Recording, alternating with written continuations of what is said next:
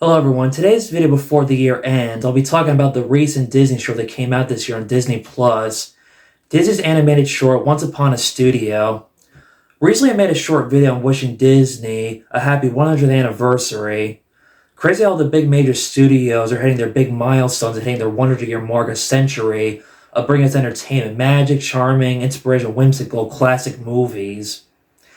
Walt Disney left behind a great legacy giving us classics animated movies like Snow White and the Seven Dwarfs, Dumbo, Fantasia, Cinderella, Lady and the Tramp, The Jungle Book. In my generation, I grew up on The Lion King, Aladdin, Beauty and the Beast, The Little Mermaid, Pocahontas, The Hunchback of Notre Dame, and Lilo and Stitch. These movies will always be tales old as times, but most importantly, Walt Disney gave us Mickey Mouse. This show was the first time Disney used a combination of hand-drawn 2D, 3D animation, and live action. That's a rare thing to see these days in animation. This short idea came from Dan Abram and Trent Corey, who previously made the Frozen short Once Upon a Snowman. They thought of this animated short back in 2021 during the pandemic. When working on this project, they would talk about this idea over Zoom meetings and meet at a Taco Bell parking lot to practice social distancing to discuss ideas. Talk about dedication. Originally wanted the ride to have the characters come to life, but instead they decided to go with the studio animation where the characters come to life from the photos. I'm not gonna lie, that's probably a better idea than the ride. I mean, it's as cool as that sounds, but I think the animation studio is perfect. They originally wanted to release the short in the theaters before Wish started, but for unknown reasons, it was released when Moana was re-released. One way of describing this short, it feels like a continuation of the Mickey House and Mouse TV show. I used to love watching that show when I was a little kid. Despite this Disney short having a lot of classic Disney characters from past, present, and future, only exceptions we don't see in this short are Pixar movie characters like Toy Story characters, Cars, The Incredibles, Up, Monsters Inc., and Ratatouille. Also, no characters from Finding Nemo. Or stop-motion Disney movies like Jack Skellington from The Nightmare Before Christmas. But probably because no one wanted to see Jack Skellington in 3D animation, I don't blame them. Even I don't want to see that. Disney-tuned cartoon shows like the Disney Afternoon, DuckTales, Darkwing Duck, Gargoyles, Goof Troop, and Gummy Bears.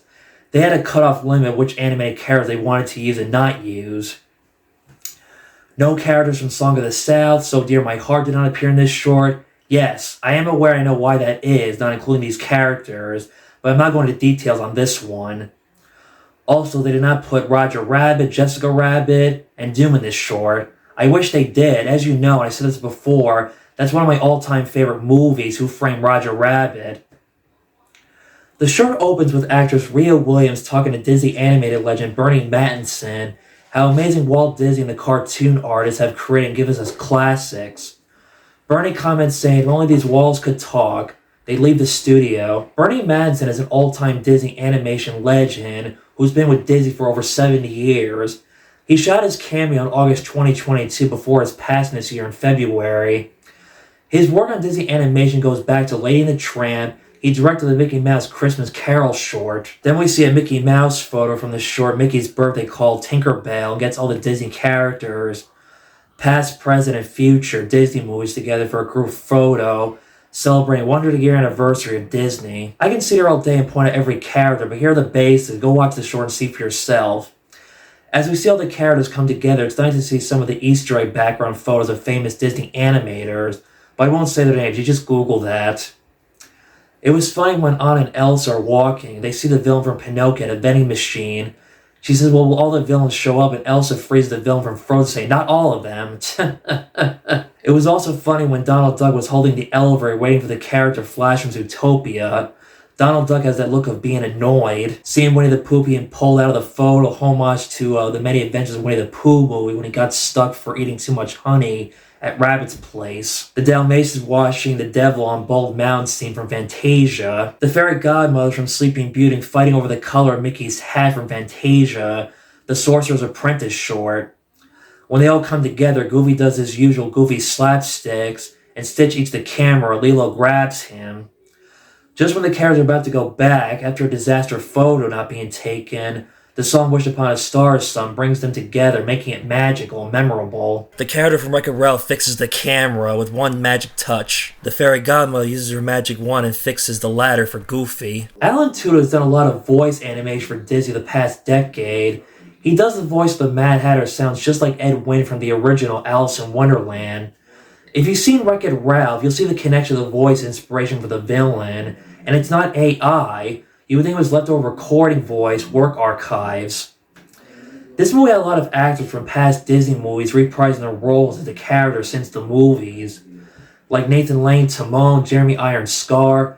Tom Hanks has been retired for a while, came back voicing Quasimodo.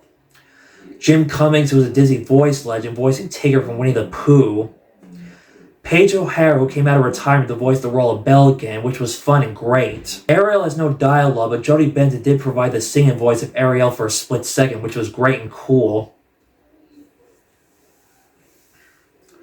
It's kind of similar how like in Roger Rabbit when they got old classic voice actors playing their famous iconic cartoon character roles. It's a pride they got permission to use old archive recording footage of the short for Robin Williams. My first thought was that they either recast someone who sounds almost identical to Robin Williams or use AI. You can never tell these days. It is interesting and surprised how they use archive old recordings of certain famous, like iconic Disney characters like Sterling Holloway, who played Winnie the Pooh, Alan Young Scrooge McDuck, Pat Carroll Ursula. I'm glad it was not AI. If it was AI, then I would not have enjoyed or appreciated this short. It would have felt sad for me. They had to recast Iago because Gilbert Gottfried passed away April 2022. Whoever did the voice of Iago sounded almost identical to Gilbert Gottfried. David Ogensears was the original voice of Cogsworth in Beauty and the Beast. He passed away a few years ago and was replaced by Bob Joles. Very good job, hands down. The best part of this short, in my opinion, was when Mickey Mouse looks at a photo of his creator, Walt Disney, thanking Walt Disney for all the years of magic, making him famous, big, and iconic. Making Disney feel like family. It's a nice touching moment. If you listen closely in the background, the song Feed the Birds from Mary Poppins is being sung because it was Walt Disney's personal favorite song of his. And of course, they got Richard Sherman to do the music for Feed the Birds. Good idea. Next year, Mary Poppins turns 60, and might do a video on that. Mickey Mouse looks at Walt Disney like a father to him. It ends on a perfect high note when they all take the photo and sing When You Wish Upon a Star. Also makes sense to see Snow White sing with the characters. She was the first Walt Disney animated movie, and what made Walt Disney was the way he is today. If not for Snow White, who knows where Walt Disney would be. It was a good short that reminds us how Disney has made an impact on all of us when we were kids, and will still leave an impact on us as an adults.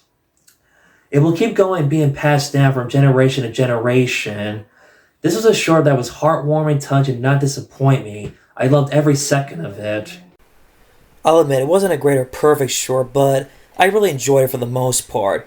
Granted, it would have been nice if this was like a live action film with like all the Disney characters coming together, like the MCU movies to a certain degree. But this is as close as you get to seeing all the characters come together since the House of Mouse TV show. The movie did have a great like nostalgia vibe of seeing like all the classic Disney characters that I grew up watching from watching the classics with my grandparents, and also the ones that I grew up with as a little kid with Disney movies. That was my video on Wish Upon a Studio, and I will see you all in the new year. Happy birthday to 100th anniversary of Walt Disney's Animation Studios.